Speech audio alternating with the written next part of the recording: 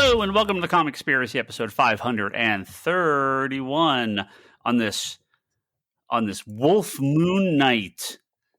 The full Wolf Moon night.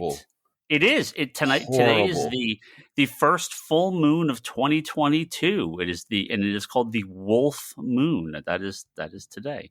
So is that why they dropped the Moon Knight trailer today? I was going to say that'll have something to do with something we'll talk about later in this podcast. My name's Ryan Higgins. Who's here this week? Brock Sager. And Kevin. In honor of Charlie. I thought Charlie was good. Yeah, I thought Charlie was going to come, but I was hoping he was going to pop in and he would take that line right out from under me, but yeah. Yeah, I did say that we were gonna start a little bit late, so he may jump in here in a few minutes, which should be fine. Hello everyone, how are you? Everyone doing Hello. Well? I'm good. We have some comic stuff to talk about here. Normal-ish episode this week. Wait, we have comic stuff to talk about? Wow. Yeah, it's been funky. Got some news, got some movie, TV show stuff to talk about here. We're gonna talk about Peacemaker. All three of us watched the first 3 episodes, so we're gonna talk about that. And then, we're going to answer the question that's on everybody's mind about it, and I'll bring it up later. Okay. Yeah, there's going to be lots of good stuff to talk about tonight. Let's start with the question that's on nobody's mind. Right? Duh. No, actually, I think this is a legit question on everybody's mind. I thought it was a troll comment. No, it's not a troll comment. Okay. This is a legit question. Let's start off only because, Kevin, you mentioned Joel Jones prior to the recording of this podcast. Yeah, he did it. He did it as a jab at me because I kept going, "Hey, about that art stuff," and then he has cannon fodder to get back at me, so he takes the shot, which is what he's supposed to do because he's a friend. Yeah. Is this Ryan? Is this topic Wonder Girl? It is Wonder Girl. It is Wonder Girl. Though I was going to say the audience did not hear the conversation we had prior to the Confast, so Brock didn't need to go on about it. Oh shoot! But we were talking about Joelle Jones, and we actually news about her this week. The current Wonder Girl series from DC Comics is coming to a very abrupt end with issue number 7. Now, normally, a comic ending is not a big deal, but there's kind of more to this. Wonder Girl was planned to be a TV show on CW, got scrapped. Jones is a fantastic artist, not the fastest. So all the Wonder Girl Wonder titles are crossing over into a Trial of the Amazons miniseries, which is going to be like the big Wonder Woman event for 2022. So, with the Wonder Girl slipping even further and further late, because it's been, significantly behind schedule, they are ending Wonder Girl at the end of the arc at 7. I don't know if 8. I can't imagine 8 was supposed to be the end of the. Well, 7 has to be like the end of the story arc, right? I mean, well, they figured it was supposed to go 8 titles. We could probably finish it up in 7. Swamp Thing, we already gave them enough on that one, so we kept going with that one. So this one we can cut short. I mean, it seems like I think 7 ends at a pretty good stopping point. She's finding like the Brazilian Amazon tribe. 8 does seem. This kind of seems like the start of the next story arc. So they're ending at 7. They're going to have the 2-issue Trial of the Amazon Wonder Girl miniseries they're going to tie in. Now, I think there's a couple options. Would you prefer, this goes to all 3 of you in the audience if you guys want to write in or post in the forum or something like that. In a book like this, Kevin, which is for the most part written and drawn by one person, would you prefer constant fill-ins, constant new artists, bunch of random other people involved, co-writers, or would you prefer a 5-issue miniseries with Wonder Girl? Is Adriana Mello the co-artist on that? Is that right? For 7, they have a whole nother artist. I mean before 7. Del Duca. I think Adriana was the other artist. Maybe, yeah. It fit well enough. Yeah. but I don't think Jones is doing even half an issue, Right. 12 issues a year. Okay, to answer your question, I'll take the 5-issue miniseries. My gut says what Kevin says. Take the 5-issue miniseries and run with it, because, I mean, if an artist does better with those kind of constraints, then let them have fun and do that. It's a constant, ongoing miniseries thing. Yeah, fine, whatever. But we know what it is going in, and that's, as long as that's established, that's fine. The other part of me is, I guess there's another option. What if the book was only going but bi-monthly, so it was every other month? Sure. So if it was 6 issues a year. Yeah, I mean, again, it, like, as long as the artist is able to put out the amount of work that they can put out in a certain amount of time and not forced or rushed, I think that's the best option. If it was something where they wanted Wonder Girl constantly ongoing, I don't necessarily mind a fill-in artist, as long as it's a stylistically similar artist to the who main. is the artist, Kevin? Adriana Mello. Yeah, she tough to be as good as Joelle Jones, but similar, similar in style. I would put money on them turning this into like series of miniseries with her. I think Batman will come out monthly until the day the Earth ends. Amazing Spider-Man will come out at least monthly forever, right?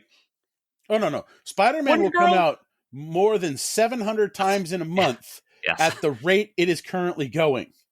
Wonder Girl does not need a monthly comic. It's great if she has one. It's great if she can do it. But I'm gonna guess we're gonna see Wonder Girl revert to kind of like a yearly series of miniseries. That's just sort of my take. And it's, you've seen this at Marvel. They've had a few characters, Shang-Chi, Iron Fist.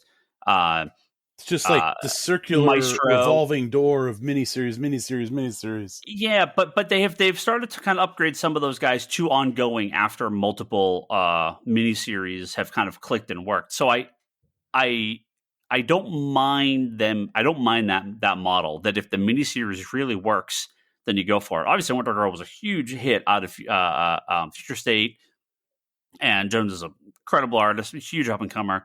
Obviously, if she could have done 12 issues a year, awesome. Even if it was 10 issues a year and you get a couple fill-ins, awesome. But that's just not going to happen. Like, you just know there are artists that just can't do that. So, well, and that's the thing is, like, I think it's more of, I like when we know what's going on, right? Like, you know, right. And when it gets delayed, that's when it starts to get frustrating. Yeah. Like, I mean, I completely respect an artist like, nope, I'm overwhelmed. I can't handle this. Like, you know, I need to tone it back, or, you know, something has to go. Like, that I can completely understand and respect. It's just, it's one of those things where it's like, when you're not letting, you know, people know, you know, then it's like, that's where it's more like, that's where I would have more of an issue. Right. You know, it's like it's great that Bill Willingham is, you know, drawing that Miracle Man stuff. Bill Willingham? Willingham. What's it? Did I mess it up again? Buckingham. Mark Buckingham. That's it. Mark Buckingham? Yeah. Sorry. It's great that he's drawing it, but it's like, it's like, here's something.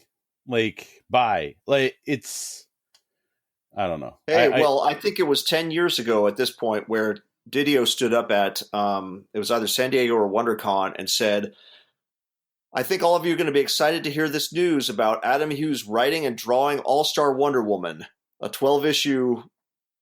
Yeah. I'm still waiting for the debut. Ryan, has it been solicited yet? We should put that on the pool. Not that I know of. Didn't he just stick to doing covers? I mean, he's done some interior stuff, but not much. He did that Dr. Manhattan mini. Oh yeah, that's right. He did that one. Yeah, not too often. I think we'll see Wonder Girl back soon enough. But yeah, they're gonna take a little break, which is okay. going from a book being canceled to a major event coming out bi-weekly, out of nowhere, just in time for the 11th anniversary. I don't know why 11, but there it is. Jeff Johns is back at DC after been a little bit of a break. We had the Stargirl special, and it hasn't really been much from him recently. There's going to be a miniseries called Flashpoint Beyond. They are going back to the Flashpoint universe with Thomas Wayne returning to the Flashpoint world. And didn't the Flashpoint world just white out? Yeah, it's gone. So it's still around in some fashion. It's going to be co-written by Jeremy Adams and Tim Sheridan, who are the writers on Flash and Teen Titans Academy right now as well. So this is a really and of course Mitch Garrett's doing covers, so I can't forget about that. I'm buying it. Okay. You were buying it anyway. Out of nowhere, this thing got announced. So that's awesome. But at least I'm not getting a 1 in 200 #1 cover.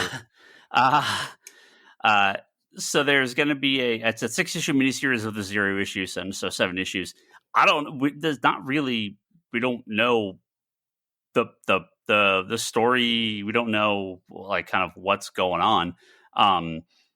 But I guess the world is still alive somehow, and they're going to return to it and do some new stories. They released a little teaser image. Let me see if I can pull it up. That has a bunch of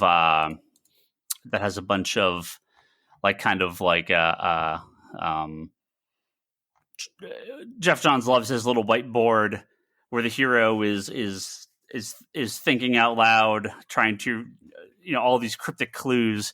And one of the funny ones is this says 5G, and it's just a big slash through it. It says averted. Must travel beyond the Omniverse.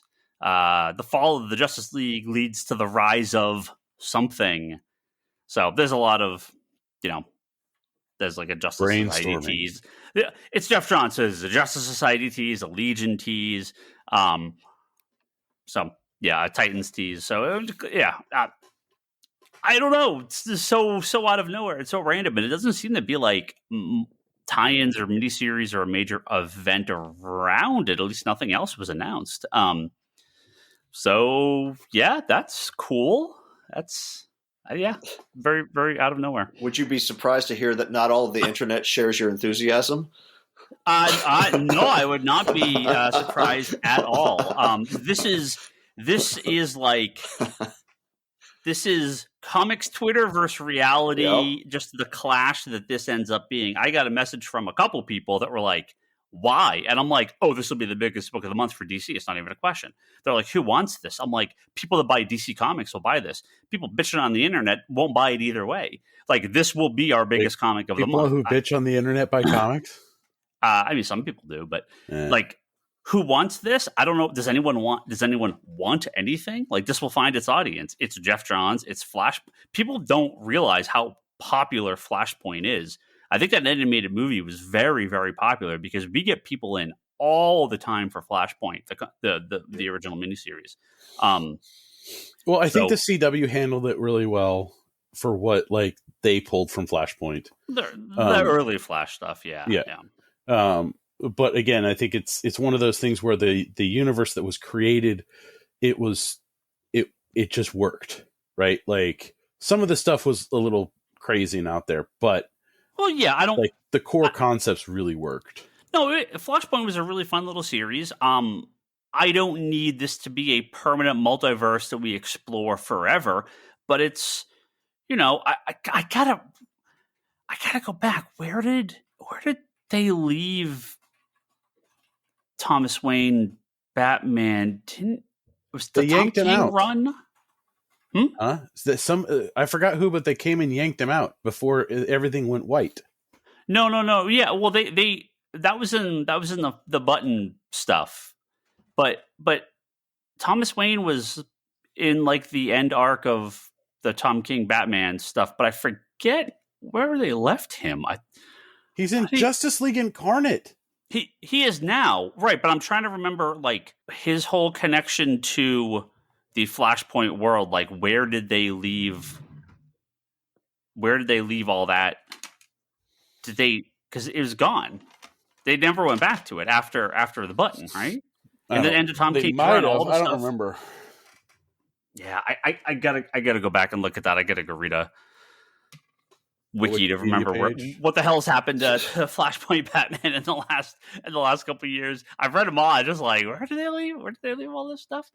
I'll look it up. Hold on. So no, you don't have to look it up. It's fine. We'll look it up later. But anyway, I'm excited for this. The internet's can go fuck themselves.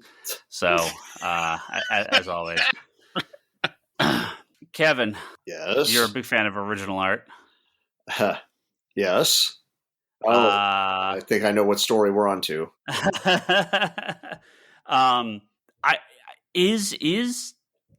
I don't know. Is this now the high? I don't think this is the highest selling. This may be the highest selling page of interior art. I'd have to go look, but we have a. I don't know if we have a record, but we definitely have a significant piece of art sold. No, this is not some, page of FF1 from Jack Kirby. No, this is not an original piece of art from Action Comics #1. This is the original page from Secret Wars #8 by Mark. This is by Mick Zek? Mike. Why? I was like, why is this is like misspelled? I'm like, what the heck? By Mike Zek. I'm like, wait a minute. By Mike Zek. Yeah, get going, Israma. I was like, wait a minute.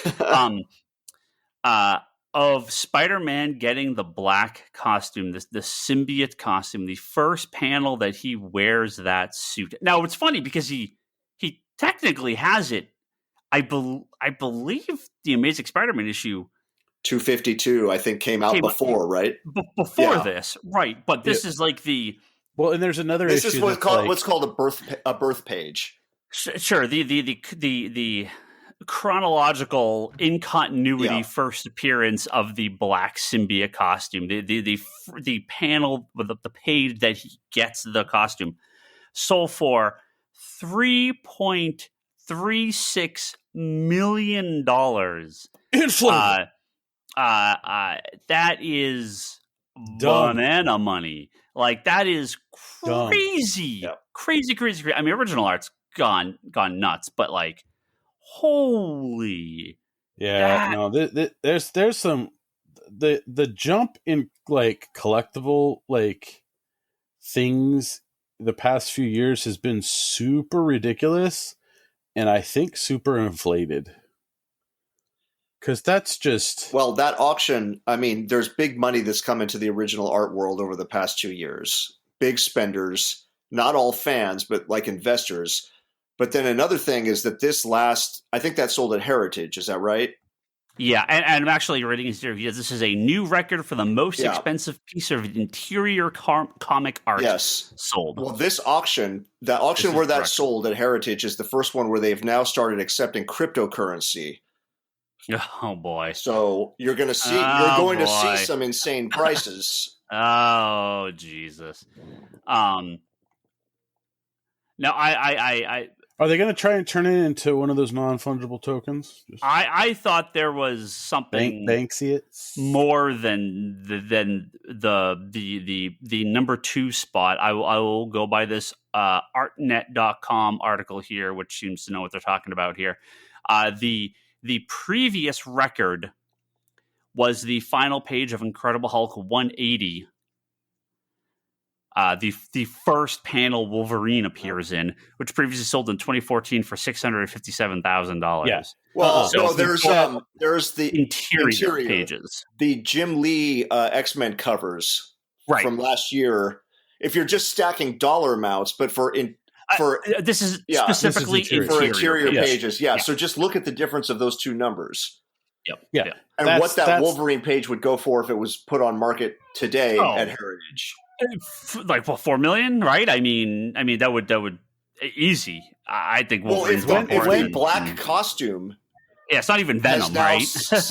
a marker at 3 million. And, an auction can go insane. You just need two people who are absolutely determined to have a dick swinging contest, and you get a price that. Yeah. So don't think that every birth page is suddenly going to be in the millions.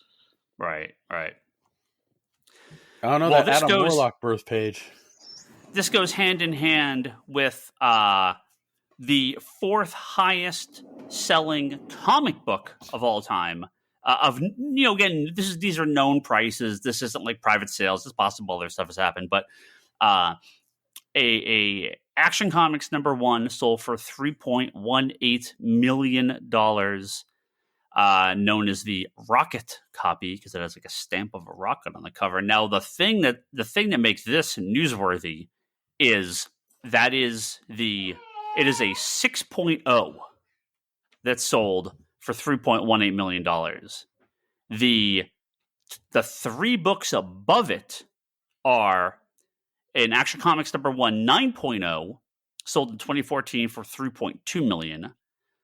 And Action Comics #1 8.5 sold in April for $3.25 million. And in Basic Fantasy 15 9.6 for Spirits of Spider-Man sold in September of 2021 for $3.6 million.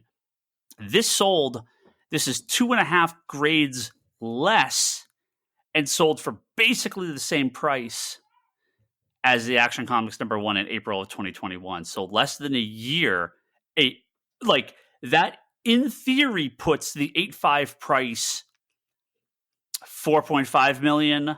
The 9.0 that sold in 2014, $5.5 million maybe. I'm trying to I look regularly at the way prices increase from a 6.0 to an 8 to a 9. Like, you pull a 9.2 Action Comics out, that's like $10 million now. By how the price difference between a 6 and a 9. Good God. Good Lord, people. Right. Settle down. Well, just stop and think for a second about the circumstances that had to happen for an Action 1 to wind up in the year 2021 as a 9.0. Yeah.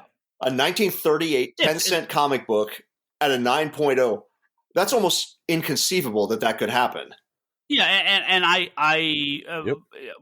that is one of, if not the highest graded Action Comics ever. I know they have the census. I don't remember if there's a 9.2. I don't remember if there is a 9.2 that got a higher grade, but let me see. There are two. So this is the Cgc Census. There are two 9.4s. Shit. Sorry, there are two 9.4s restored. Yeah. The highest non-restored is a 9.0. Yeah. There are two 9.0s. There are two 8.5s. There's 1.8. There's 1.75. There's two 6.5, two 6s. So, there's not many above this, but there is a 9.0. So that 9.0 copy is the highest known non-restored one. Yeah. And there's only two of them. Is that the Nick Cage copy? Was his the 9.0? Wasn't his the 8.5? I don't remember. His is which one was of his. One of the in that grouping you just read, but I don't know if he's the 9. Yeah, I can't remember. Yeah, I'm not sure which was his. But yeah, boy, oh my God. I mean, you can buy me. See, here's the thing. It doesn't matter what grade you want. You can buy Amazing Fantasy 15 pretty much any day. Yeah. They're out there. They're common. There's a lot of them. There's not a ton, and they're very expensive. But comparatively, Action Comics, there just are so few known copies in existence. Detective 27, First Batman, is in a similar situation. There's more of them, but not a lot. Action is just so incredibly rare at this point. His is the 9.0. Boy, let me rephrase. It was the 9.0. His was one of the 9.0s. Yeah, okay. One of the 9.0s. Yeah. Yeah, man. But these prices. But you have to look at this. But this is the thing.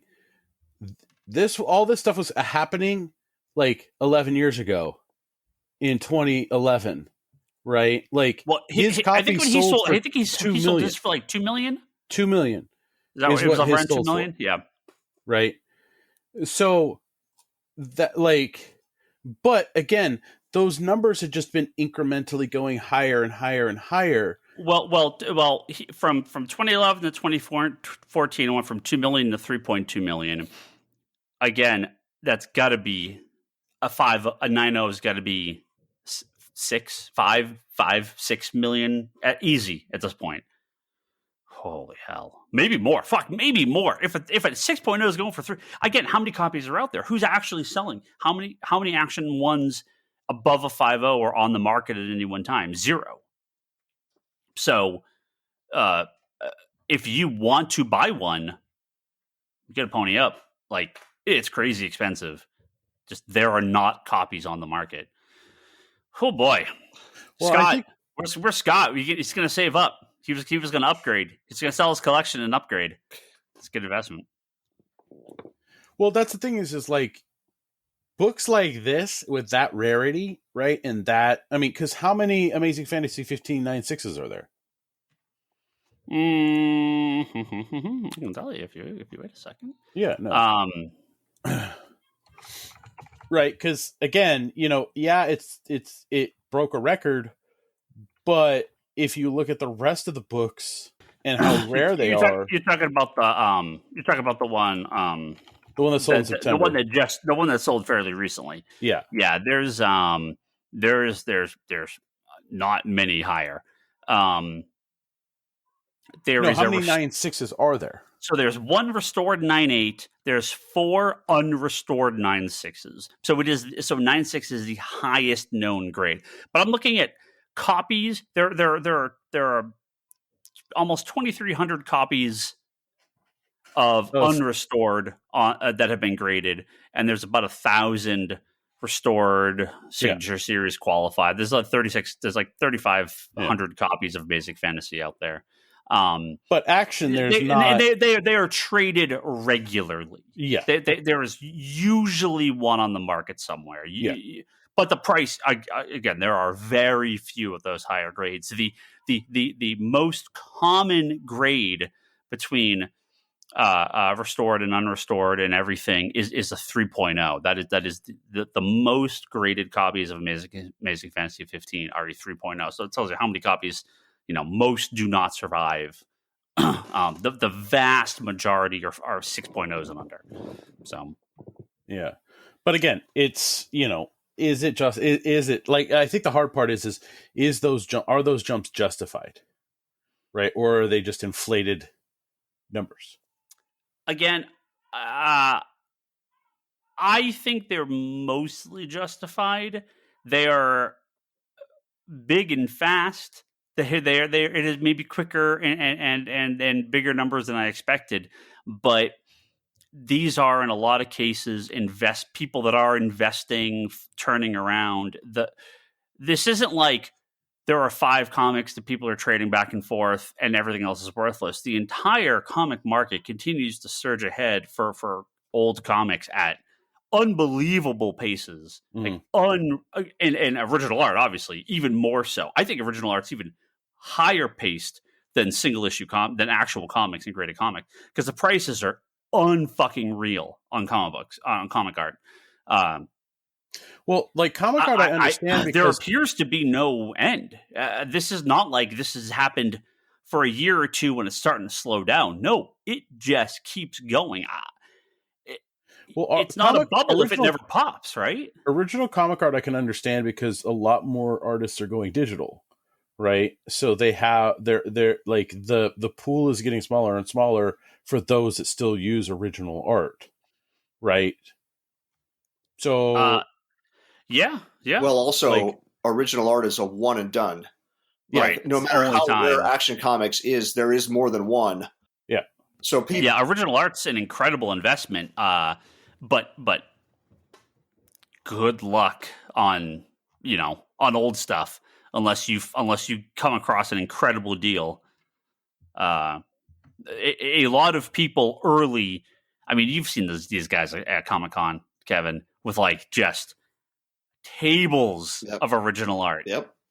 that back in the day were $100 pages. Now they're $100,000 pages, right? The wall of like Kirby original art that like people used to be like, that's cool. That's $500, $1,000 maybe. Yeah.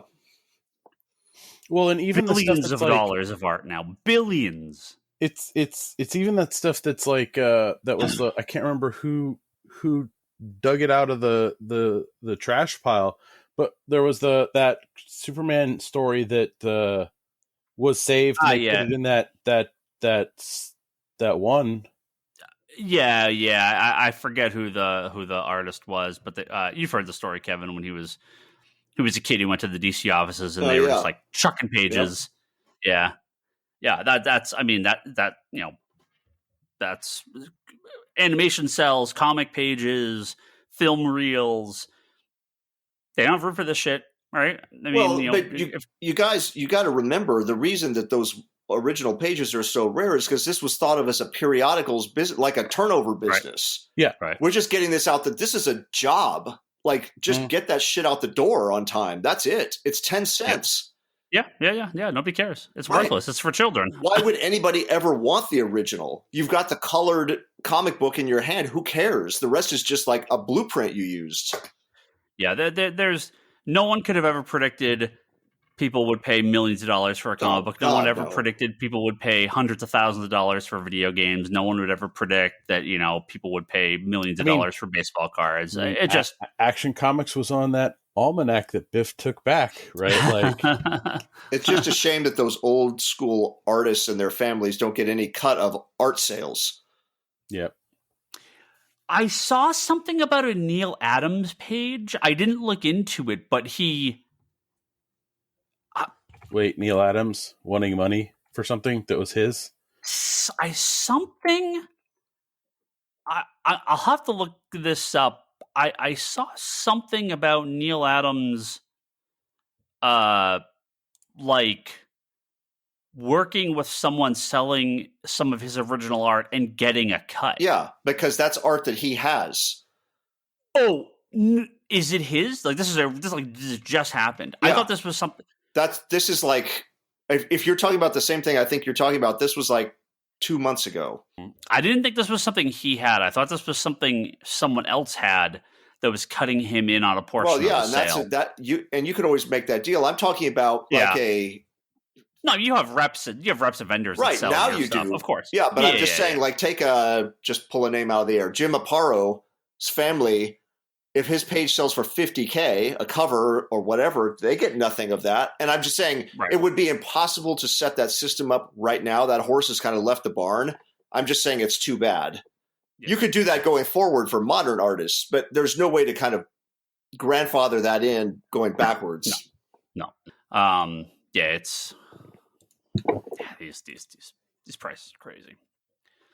So we're you know what? Some movie that really explains why a lot of people come and stare at your All-Star Superman penis cover or interior pages like there's no tomorrow. They're like, ooh. That's First of all, I'm looking at you. Second of all, I have seriously considered actually taking some of that stuff off the wall, only because people occasionally look up and they're like, is that an original Jim Lee piece? And I'm like, yeah, I probably should move that. I probably don't want that. You should probably take it back home. You know what you do, Ryan, seriously. I'm going to say this. I can't say this strongly enough that the next time you have a morning to do this, take that shit off the wall, scan it, frame your scans as decorations, and put the originals under lock and key. That's a good idea. Yeah, because Leanne Leanne has the printing stuff that she can just reprint one for you. Maybe I'll get a glass case for it or something like that, and just put them a case on the wall. No, just do what Kevin said. That's one person's opinion. That's the safest. That's the safest way. Because honestly, if somebody comes in and breaks in, takes that off the wall, then they're just going to get a really expensive frame with a piece of paper that Yeah, but I feel like I don't like art being shoved in a drawer and never looked at again. Well, hang it on your wall at home. Yeah, maybe. You bolt the frame to the wall. Well, was someone gonna cut the frame out? I gotta cut the piece out. You know what? Look, the good news would be You can't sell it. It would be impossible to flip, right? If it happened. Right. But still, do you not want to deal with that? Wouldn't it be way less hassle to just scan it and frame the scan? Yeah. Yeah, maybe. I'll think about it. They just weren't worth anything. Right. I did it. I was like, this is cool. That's some original art. It costs for like $300. Oh, how much is this now? Like $10,000? Oh, fuck. I didn't even know. Like the Jim Lee piece is so wild too, because like I don't think about it, but it was an unused cover for Sleeper, the Ed Brubaker series that he like didn't like, and it was like he got like 3/4 of the way or halfway through it and went and just put it to the side. And I got one, and someone else got another piece, and they gave them to us at Isotope for like the Sleeper launch party. I don't remember who got the other piece. It wasn't James. Like he didn't take him, or he didn't want him or something. That's how I ended up with it. So fucking weird ass story. Yeah. I just don't even think about it because I've had it for so long. It's just this thing that's sitting there, and I'm like, I should do something with this. Anyway, we're gonna move on now. Movie and TV. Got some movie and TV to talk about. We got a couple things, and then we're going to talk about Peacemaker. So we'll be full spoilers if anyone listening has not watched them and they want to. Peace out. Yeah, peace out and avoid spoilers. Couple shows, couple things got announced, couple costumes. We'll talk about this. We talked about they scrapped the Wonder Girl show. Yeah, she mentioned that earlier in this podcast. Yeah, I assume the Green Arrow and the Canaries show is never going to happen. I assume that's done. The spinoff of his daughter from the future, that backdoor pilot they tried to have in the last season era, that was just it was just fucking terrible. I just assume that's not happening. But we are moving on to a new, seemingly a new show for CW. It's getting added. Oh, you know what? I actually watched Naomi. Did you guys watch the first episode yet? I gotta throw it on my TiVo, and I'll at least check out a couple. But John Diggle, David Ramsey, the actor, is back. No, even though he is a Green Lantern now, and kind of the CW's John Stewart, kind of, he's apparently going to just be good old John Diggle still. In a new series called Justice U. He recruits and is educating 5 young metahumans to become heroes while they live at a university. What? Oh, for fuck's sake. Okay, I guess. Is this just Willpower Academy or some shit? I mean, is this... Look, if this is their, like, secret Teen Titans project, fucking sign me up, right? If this is CW Teen Titans, awesome. But, like... Why do we need CW Teen Titans? What's that? We got HBO Max Titans. Yeah, but if this is the CW's Teen Titans, cool. Why not? I guess maybe they don't want to call it Teen Titans because there's a show called Titans. Maybe it'd be a little confusing. Because Justice U just sounds Justice U is a very bad name. Stupid. As a big fan of the Wii U, the Nintendo, the underappreciated Nintendo console, the Wii U, let me just say that Justice U is a bad name. Do you get just attacked on Twitter every day when you make? No, the Wii is an amazing system, man. The name, not great. The system, awesome. Maybe the show will be fantastic. I have no idea. I just, as do they Flash not learn from any struggle, time they attach U to anything? It doesn't seem to work at DC. Yeah. Did they have Mystic U? That was really bad. There's Mystic U. Then they had that DCU thing and YOU. Yeah. It's just. I don't know. Like, we have Superman and Lois. We have Stargirl. I just let the others kind of maybe move away. What? You don't like the Burnside Batwoman? Well, Batwoman is fine. It's not as bad as what Flash has gotten. I still have not watched the last episode of Armageddon, the little Flash mini series. Flashageddon? It's okay. Legends has gotten just horrible the last couple seasons, but this feels like Legends or Flash, or is it just you? No, it's the shows. They're really bad. Okay. But yeah, I'm not sure who these are for. That's cool though. I mean, I used to love the Arrowverse stuff. It just feels like it's gotten so. It's no longer the Arrowverse. It's the CWDC universe. Well, the more they get, this is the problem. The more they get away from the actual like comic material stuff, I just don't care, right? Like when I turn on Flash and it's like 4 fake characters and Barry Allen's barely there, I just like, who cares? Like, what, you didn't know you wanted soap opera versions of your favorite superheroes? Well, that's what they are. Of course, the CW shows have always been like that. That's what comic books are soap operas. Spoiler alert. But like, I want the characters and the costumes and the powers and the abilities and the story arcs and the relationships. Not like when they come up with their own characters, they're bad. So we'll see what they can do. But that first appearance in the comic book is going to be so good. I have little faith, but we'll see what happens. Hey, who knows? We'll see what happens. I'm sure I'll watch it. And final topic before we get on to some Peacemaker. Leslie Grace, who's going to be the HBO Max version of Batgirl and Barbara Gordon. They got our first picture of her. They're filming the movie, or maybe they're almost done with it.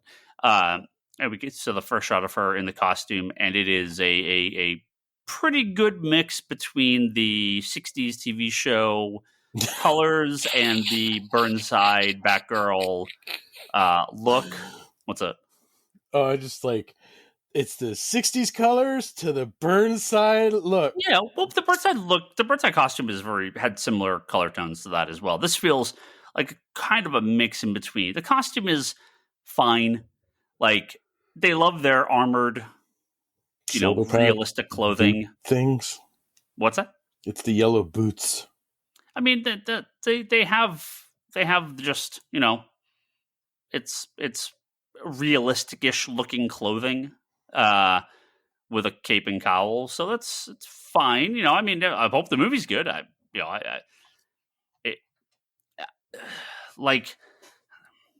feel like they keep making the Bat costumes like more complex, and they just kind of don't need to be. I'm very excited for the Robert Pattinson movie, but like his costume has so many like bits to it, and like, do you remember the whole thing like with his Batman has to learn the bat symbol being like the broken down gun? Do you remember? Like, why do you need stuff like that? Just is that him? Was that his costume where that was the gun was like his symbol? No, remember it was the Kevin Smith's thing in one of the Batman 1000 or whatever comic, but that's the Robert Pattinson. The Robert Pattinson one. Yeah, people were like, "Oh, it's melted down. It's like a gun handle. Handle, like it's the one that his parents were killed, and he took it and made the bat." And I'm like, I haven't seen the movie. I don't know what this what is what. You can kind of tell. Yeah. So, yeah, it's we'll see. I mean, of course I'm going to watch it. The Burnside Batgirl is just not my favorite Batgirl story. So if that's what they're pulling from, but they can't. I mean, they can't make Leslie Grace 14 years old. I mean, she's not, so they can't play her that young. So hopefully this is a little bit more traditional Batgirl, just, with sort of a mixed costume. Hopefully Fingers crossed. She's not having relations with Batman. I mean, I'm just fingers crossed that we never go down that horrible path ever again. Like, I don't know how you shit the bed so hard on a movie that could have been so great. That was a choice. it was a choice to put that in the beginning of that movie and turn that movie into a piece of shit. Yeah, that was a very odd choice. Yeah. It's like, oh, we got this kind of Batgirl story. Let's just throw that in the beginning of this awesome killing joke story. Hopefully somebody was fired. Yeah, it's a little surprising that they did that, but okay, that's fine. That movie happened, and you can maybe just cut the first 15 minutes out of the movie if you own it. Yeah, Batgirl. I fingers crossed is good. It's weird to see Blue Beetle going, I believe, theatrical, but Batgirl, as far as I know, is still staying on HBO Max. So I don't know if that's a quality thing that they have more hope for Blue Beetle. They think it's going to be a better movie, or if they're just like, yeah, we're just going to split it. We'll half on HBO, half theatrical. We're just, I don't know. If they literally said we went this group and this group, flip, which one gets, like, they just flip the coin every single time. I mean, theatrical. Yep. Okay, well, go. I assume most of them will be theatrical. However, well, aren't we getting like Black Adam, Batman, Flash, and what's the other one we're getting this year? I think that's it. Shazam? Shazam this year? No, Shazam. It's not Shazam. Oh, Aquaman 2. I don't think Aquaman 2 is this year, is it? Maybe it is. Mm-hmm. Well, there's a fuckload coming out this year. Yeah, no, it's Batman, Super Pets, Black Adam, Flash. Oh, Aquaman is this year. Yeah, mm-hmm. And Batgirl. I know Batgirl's HBO Max. Yeah, so that's not theatrical, but yeah, I guess Shazam 2 is next year. I don't know. They change dates all the time. I don't even bother. until we get close. It's just like I don't even bother until I get notification from AMC stubs that I can pre-order the thing. Yeah. It's just everything gets shifted around so much. They moved. I mean, I don't even think we talked about this. They moved Morbius for like the 8th time. Do you remember there's a Morbius movie that got filmed that hasn't come out yet? With Jared Leto? Remember straight to DVD? Yeah. At this point, dude, it doesn't release it. A Morbius movie. It's going to make $300 million in the box office. It's going to make money, and if it's stupid enough, it'll make more. If it's like Venom, then it'll just make more. I mean, it's not Spider-Man, but it's close. Like, don't make their money on that. People will go see Morbius. Enough. Are you going to go see Morbius?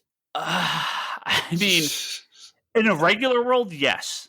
Today, no. Like, if it came out today, no. But who knows where we'll be in April or May or whenever the hell it's coming out. So, yeah, we'll see. I mean, we'll be talking about some version of COVID at that point. Well, you're talking about some version of COVID for the rest of our lives. But yeah.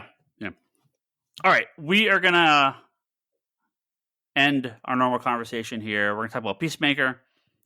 Spoilers on. We're not gonna say anything about your whole intro to the goddamn podcast. We're gonna. Was mentioned to the podcast. I already forgot. Wolf Moon Knight. Oh, Moon Knight trailer. Oh, yes. Sorry, it came so late I didn't put it on my list. Moon Knight trailer. No, we're not going to talk about it much. Moon Knight trailer.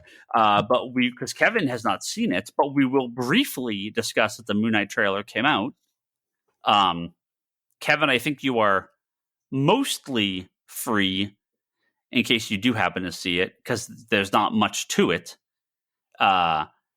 If you've seen any still of Moon Knight up to this point, you saw the scene they showed.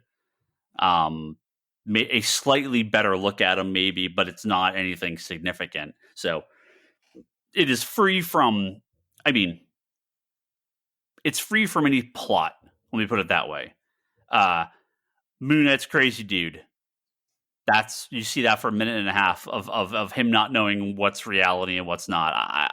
You don't get a lot out of the trailer, but you do get a quick little scene of him in action. So, Brock, I mean, if you've got more to say, just Kevin asked for no spoilers, and there's not much. There really isn't anything to spoil. No, it's not. It's not like a full plot. You're not seeing villains. No. You're not. I think. Oh God, what's his name? Why am I blanking on the actor? This is the teaser. Oscar Isaac. Oscar Isaac. Like Oscar Isaac looks fantastic. Like he fits the role perfectly. Like I think this is going to be a very, very solid show based on just what he's doing with it. Do I know what's going on? No. Do I care? No. Am I excited? Yes. That's pretty much it. Yeah. I'm very excited. Can we spoil when it's supposed to come out for Kevin? Yeah, it's March 30th. March 30th, right? Yeah, I don't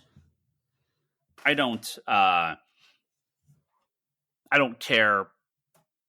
Like, yeah, there's not much really in this to spoil. Now, I will not say this in case Kevin has not seen it, but the internet has all but basically confirmed massive spoilers for Doctor Strange. So you're fucked. No one's gonna get away. You're gonna know everything about Doctor Strange before the movie hits. Like they have seemingly spoiled everything. So, good luck. The Legos? Good luck with that one. Huh?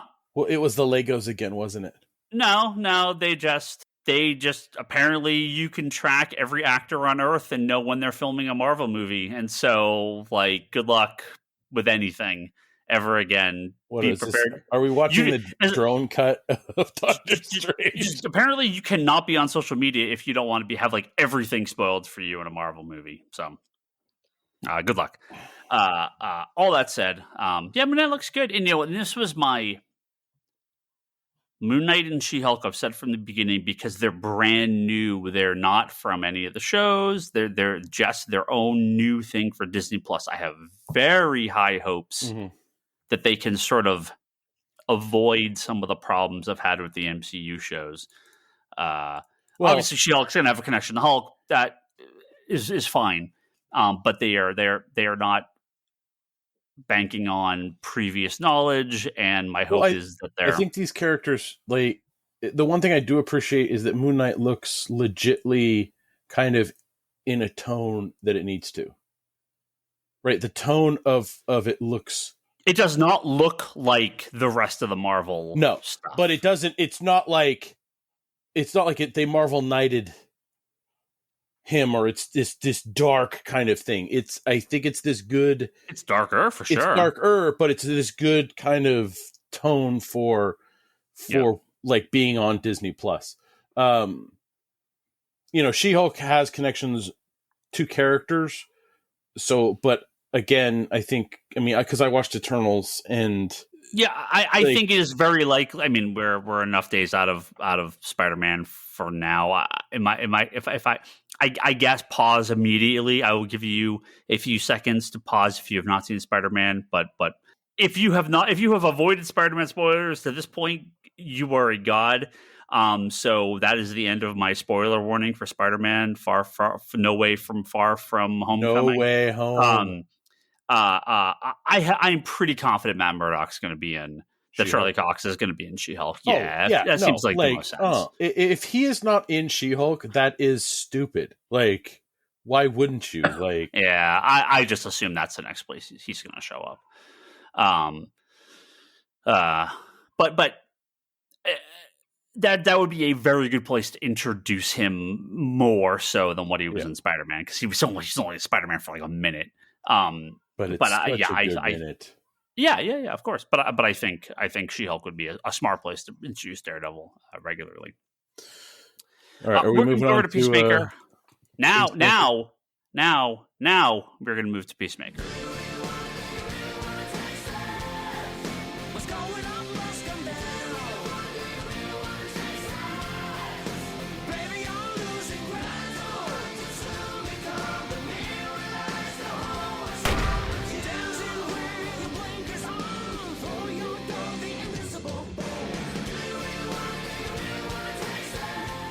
James Gunn is such an interesting fellow.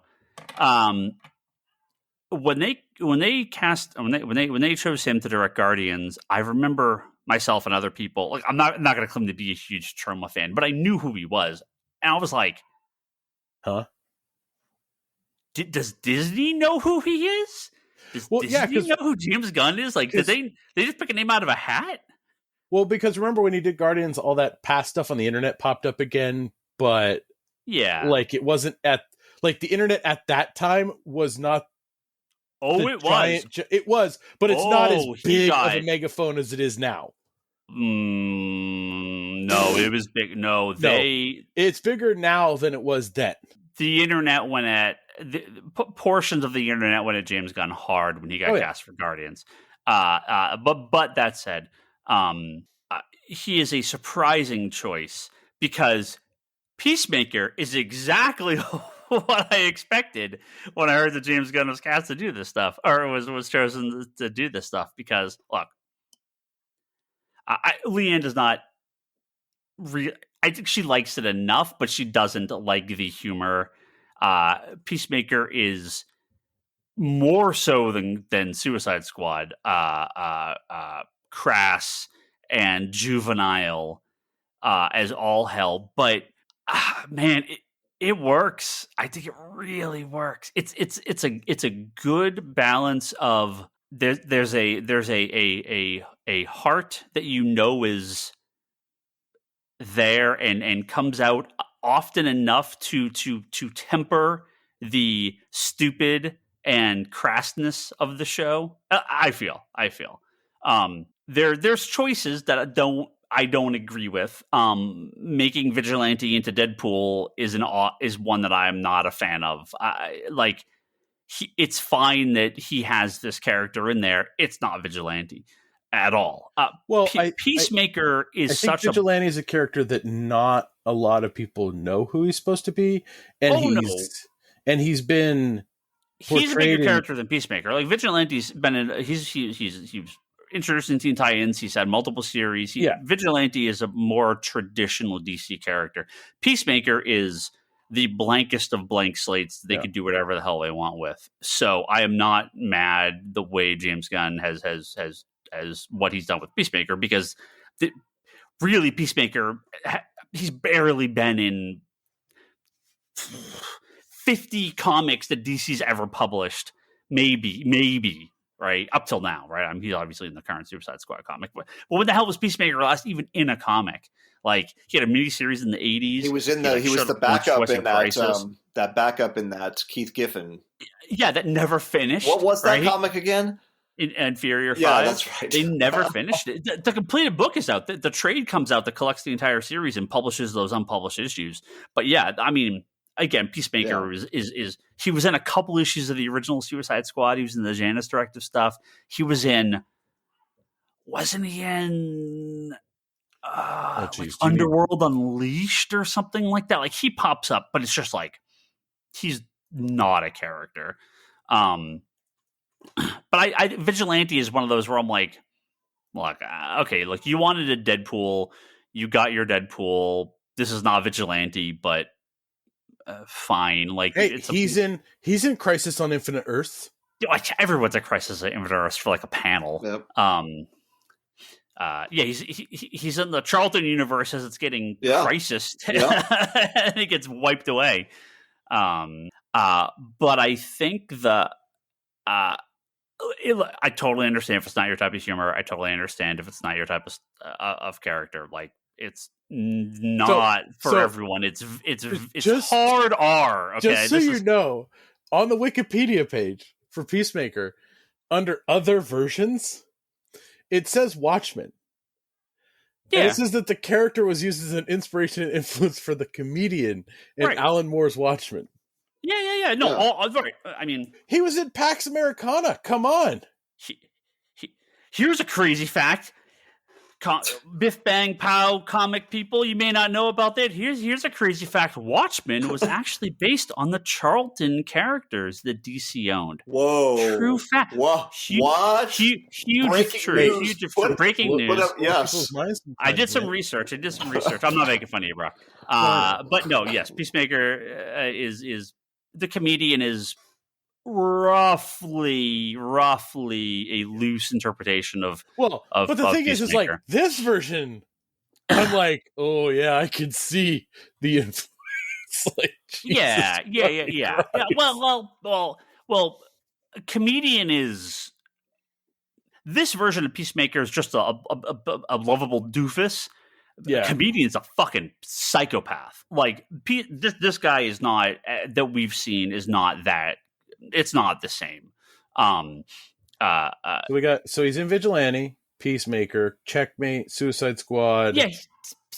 Showcase had him. He shows up a handful of times post Crisis, and then like nothing. He was in Blue Beetle Volume 3 for a bit. Anyway, and it doesn't matter. Booster Gold, man. Well, Ryan, I will jump onto your piggyback on your comments and say if we were talking about WandaVision after the first 3 episodes, I would have said this is one of my favorite Marvel properties, period. I won't say that now, but I would have said that after 3 episodes. Yeah. After 3 episodes of Peacemaker, this is one of my favorite DC properties, period. Oh, I absolutely love it. This is raunchy R-rated superhero stuff done right. This is exactly the kind of character that you do that with. You don't crowbar that in the Justice League into a story like that. This is perfect. I love it. I agree. Every episode there's been at least one moment in every episode that's made me literally LOL when watching. Every episode's had one.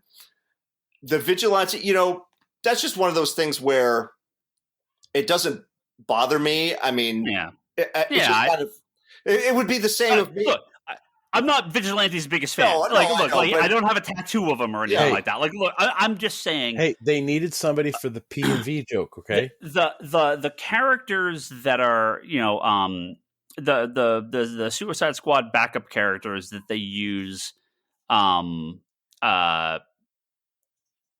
are fairly accurate-ish enough to the original squad.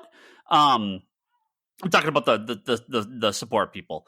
But yeah, Vigilante's not a character that I'm like crying out for like, oh, they ruined him. But he is not the character from the comic. Vigilante has had he is a Punisher-esque guy, not a Deadpool character. Well, they also have Judo Master, who's not the character from the comics. I was gonna say like, well, and the moves that he's using are not judo, but we'll just leave that aside. Is Judo Master in the comic that like he's not that short? This is just like a joke it's like show. The Judo Master had a sidekick who's that short, I can't remember the character's name. Yeah, like a team. Because Judo Master is a shorter character. Like Judo Master is not a tall character, but I was like, it's kind of like played for a joke, and it's kind of an odd. But I can't imagine anybody going like, Judo Master is my favorite character. How dare they? Well, there's 4. Another character that just like Judo Master, just like not. Well, he's in that. The hell, the last time he appeared, he's in that same issue of Crisis the Peacemaker's in. Right. Well, the Charlton character. So there's 4 versions of Judo Master in the DC universe. Well, none of them are this one that's on the show. So I guess now there's 5. Yeah. But anyway, point being, Judo Master aside, Vigilante aside, I absolutely love the show. I can't wait James Gunn is not directing the remaining episodes, so I'm assuming he's the overseer of the thing. But these are the only 3 he's actually the architect directed of. All 3. Yeah. But I'm optimistic, and I can't wait to see where it goes, and I'm just enjoying the ride. Credit to credit, I love it. Completely love it. And I know his dad, too. Kind of a mix of 2 characters. His father in the post-Crisis comic was like a Nazi or like a Nazi sympathizer. I can't remember exactly what his deal was. But the White Dragon was in the second Suicide Squad story, maybe second or third story. Another kind of white supremacist-ish character. So this is sort of a mix of the two into but it's like it works, and it's like they're not holding No. back. That character is pretty bad. And that jail scene was like the whole gang is like basically Sieg hailing him, and you're like yeah, decent man. It is wild what Warner Brothers is letting him get away with here. Like no punches are held back. Like this is as R-rated as I think you'll ever see anything. This is such a great example of what someone can do with a vision, because, and I mean a vision, not the vision. Yes. If somebody said to you 5 years ago, hey, would you be excited about a Peacemaker TV show? I don't know how many people would have gone, well, most would have gone, who? But the ones who knew it would probably been like, sure. What is it, a Punisher ripoff, right? I mean, and that's what this isn't. I think that would have been the wrong way to go, because that would have just been the comparison. It's like, it's just a bad Punisher show. Like, who cares? The Netflix one did it better, right? I think that would have been a huge mistake. There are no bad characters, only unimaginative storytellers. And this is a great case. Exhibit A, Matt Murdock's law case. Exhibit A, Peacemaker. 2 huge thumbs up from this viewer. Sorry, Brock. Go ahead. Yeah. No. Brock, what do you think? I really enjoyed the first 3 episodes. Like in the middle of episode 2, my roommate and his girlfriend came back from the Sharks game, and they're like, "Oh, you're watching Peacemaker. What's it about?" And I kind of turned and went, it's like, because I couldn't put my finger on what it was, because at that point we hadn't got I was like, it goes in so many different directions, but does each so well in its own right that I'm just like, it's just good. It's just fun. It's like grabbing that issue, like that, what is it? It's like that, grabbing that, special, series that's coming out over the summer and just plowing through and enjoying every issue that comes out, each time, right? It feels like a big event, even though it's not a big event thing. I think Squad was such a step up for what DC wants some of their upcoming movies to be, and they obviously had a lot of faith in him to immediately greenlight a show before the movie even came out, right? So hold on. So this I think it's not only James Gunn, but it's also John Cena. John Cena just plays. He's very funny for the character that he's playing. Yeah. He does such a good job with that character. I don't know that I'd ever say John Cena is a great actor, but what they need him to do in this is very, very good. And it's very funny. But Ryan, you're burying the lead here. Never mind all of that other stuff. Batmite. I was going to say, so we now have confirmation of Batmite and Dollman. Dollman, right? Yeah. Dollman. Dollman is one of the freedom fighters. So those are 2 pretty. I don't know. I mean, Batmite maybe a little less so, but Dollman is a deep cut. Yeah, I heard Dollman. I'm like, Phantom Lady. Yeah, so that's I'm part of me was pissed they didn't show any of that shit. Well, they just sit there to. This is not the place for that. That's too. That seems like it's too.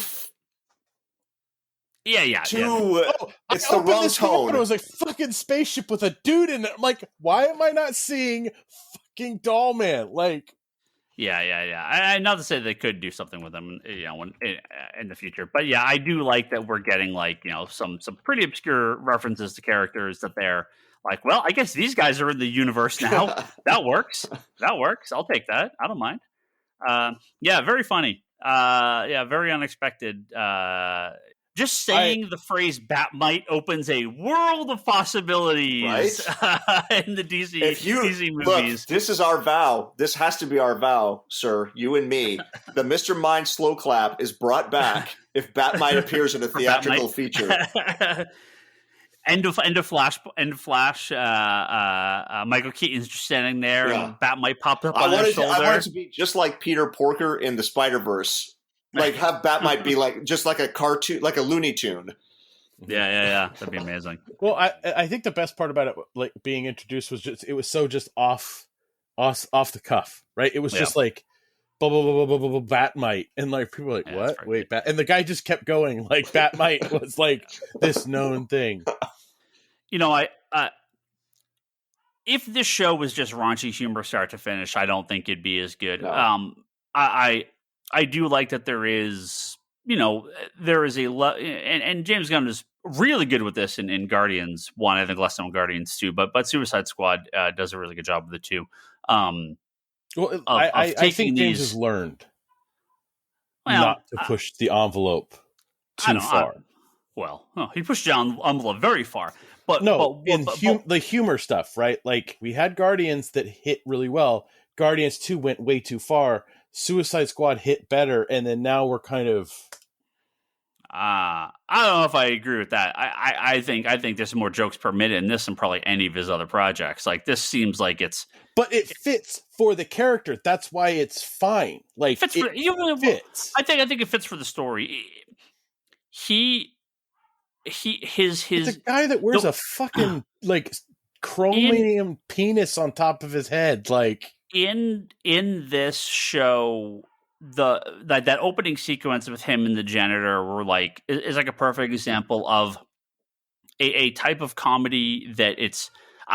Leanne was just like rolling her eyes, like not her type of thing. Yeah. So it's very easy for I think people to be turned off by that because it's very much unrealistic. It's almost like stage dialogue. It's more like a stage play comedy act than a natural feeling conversation, which doesn't always work and doesn't work for everyone. I think for me it works in this case. If the jokes constantly don't land, that's going to grate on you very hard. But there's enough downtime in each episode so far, and I wonder how it's going to go with other people directing. And I don't know if he wrote every episode or if he co-wrote all the remaining episodes. But I think it's good that you get these down moments, and it's good that there's the growth that'll, I assume, come from his father, from the story of him and his father, and from the third episode. Again, some spoilers here of him not being able to kill at a point when he needs to, or when he's supposed to. If it was just him slaughtering people constantly, that's not really good character arc, right? This isn't just, you're going to hear about the humor, you're going to hear about the gross stuff, you're going to hear about the inappropriateness, but there is more to it than that, and I think that's what's going to keep people sticking around. Well, it's like I enjoyed the scene with him and what's her name, right? Where you had it there, he follows her into the bar and she basically calls him out for it, and just, like it's kind of that, like, this is what women have to deal with on 11. Like just in your face, like, hey, this is bullshit. Oh, yeah, hardcore. Yeah. But then you get that moment where they're waiting for the family to take the shot, right? And she like offers him the food, and he's sitting there, starts picking out stuff and returning it, and you're kind of like, what the hell is he doing? Those are empty calories, right? It's just like, no, there's a good mix. There's a good mix of comedy and good mix of drama and character development. Yeah. And it's not just a bunch of dick and fart jokes. There are a lot, but it's not entirely.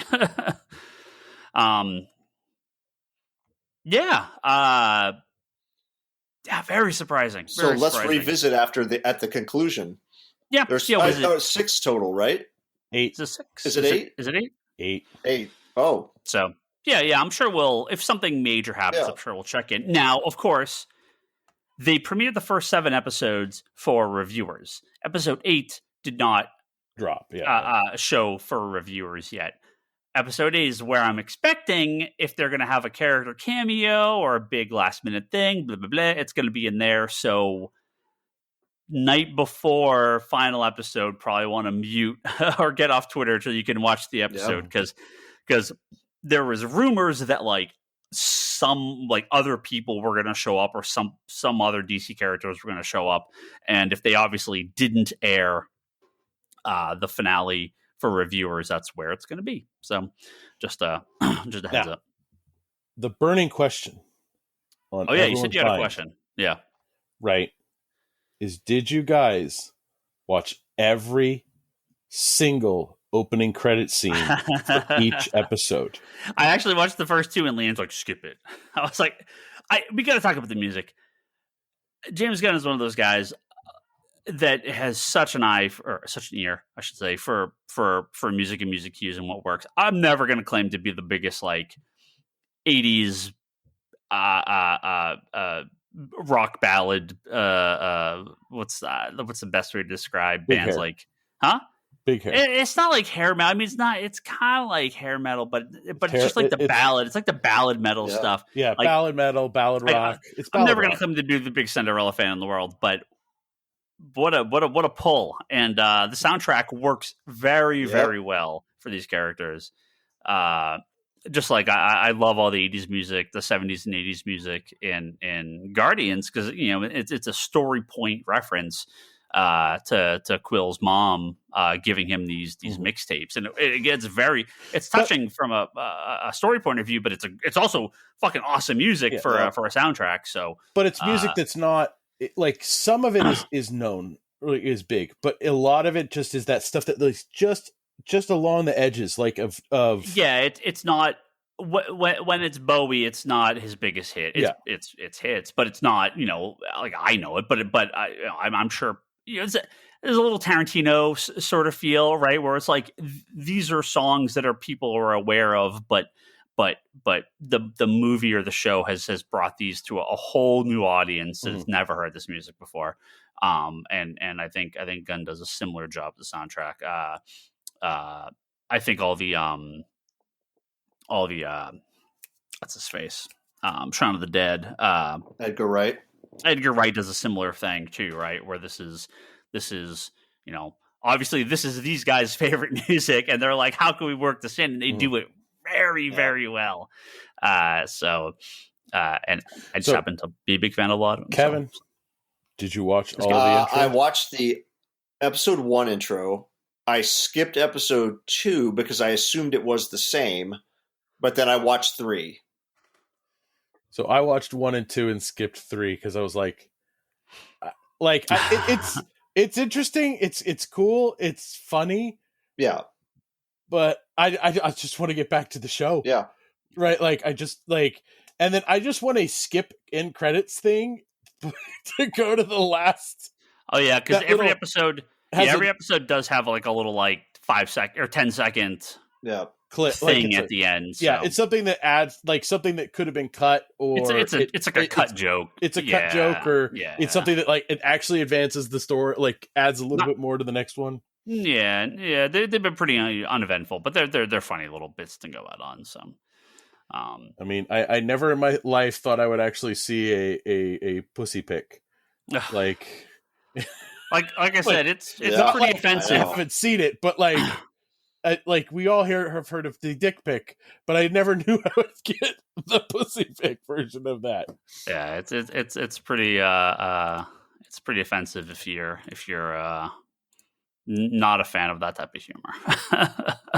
Well, what I like is like even the stuff with the dad, right, where it's just dripping with that racist, misogynist like stuff. It's like that character gets like shit on all the time, and it's just like yeah, I'm fine with it. Just yeah. Like it's with the when the characters are pieces of shit, they get something, right? Yeah. All right, that's it. We'll come back. I'm sure we'll talk about Peacemaker at least once or twice more, definitely by the finale. But that's it. That's another wonderful episode of the Comic Conspiracy Podcast. We're all on agreement here with Peacemaker. That's sort of rare these days. I know Eternals dropped. Brock did watch it. I'm going to try to watch it this next week. We'll have a quick Eternals spoiler talk next week, I'm sure. Hopefully I get to watch it this week.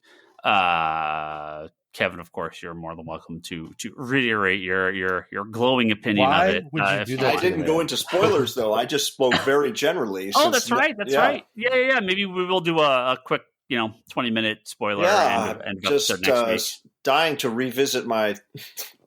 Do we need a whole? Should we schedule a full 2.5 hour full cast spoiler talk for this, or do you think we can quit? I'm done. Can we get it in under 30? Ryan, mission accomplished. You just got what you wanted. We'll see if we can squeeze it in under 30 minutes next week. Oh yeah, whoa. Yeah, under 20 minutes. Yeah, well, maybe I should rewatch it so I'm fresh. All right, that's it. Thank you all for listening. Thanks for your continued support at patreon.com/comicconspiracy. Our top tier backers: Joe Duff, Kelsey May, Craig Anderson at clearpathcoaches.com, Jimmy Rivera at the Social Forum Podcast, and Talon Bray. Thank you all. And everyone else that donates over at patreon.com/comicconspiracy.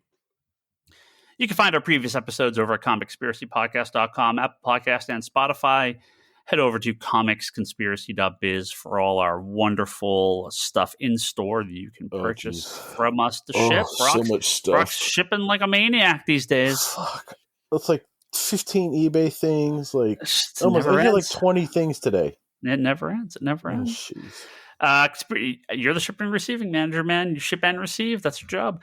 ConspiratorBrock.com. That's Brock's blog for pull list videos, unboxing videos, other stuff. When he gets around to it, he's been a little. Your house is looking. You're getting there. Your house is getting set up. You good? Yeah. I just have to figure out what I'm going to do if I want to keep going with it. Yeah. You get stuff back up. Don't worry. I might rejigger myself and just start something all new. It's time. All new, all different. All different. Wanderers in the Fourth Dimension podcast. That's Charlie's Doctor Who podcast. Don't forget to read the Between the Panels interviews at fanbasepress.com. That's where Kevin Sharp does some incredible interviews with lots of comic creators and a lot of good up-and-coming creators as well every week at fanbasepress.com. And Leanne, my wife, has her website over at leannehill.com. And you can see all her artwork for purchase, prints and commissions over at etsy.com/shop/LeanneHillArt.